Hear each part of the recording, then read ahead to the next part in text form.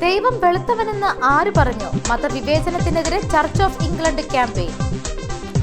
ആഴ്ചയിൽ ഇനി 4 ദിവസം ജോലി മതി. തർക്കങ്ങൾ രമ്യമായി പരിഹരിക്കാൻ ലേബർ ഗവൺമെന്റ്. ജോലി സമയം ചുരുക്കുന്നത് സമ്പദ് വ്യവസ്ഥയ്ക്ക് ഭീഷണിയല്ല എന്ന് ഉപപ്രധാനമന്ത്രി.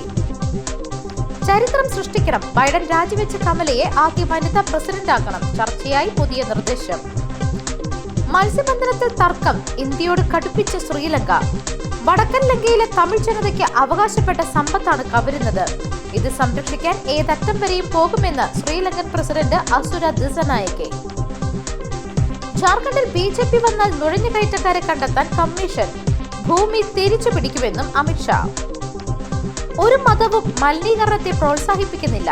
രാജ്യത്ത് പടക്കങ്ങൾക്ക് സ്ഥിരമായ നിരോധനം ഏർപ്പെടുത്താത്തത് എന്തുകൊണ്ടെന്ന് സുപ്രീം കോടതി. കാപ്പട്യമേ, നിന്റെ പേരാണോ CPM എന്ന് ആരെങ്കിലും വിളിച്ചാൽ അവരെ കുറ്റപ്പെടുത്താൻ കഴിയില്ല എന്ന് പ്രതിപക്ഷ നേതാവ് VD സതീശൻ.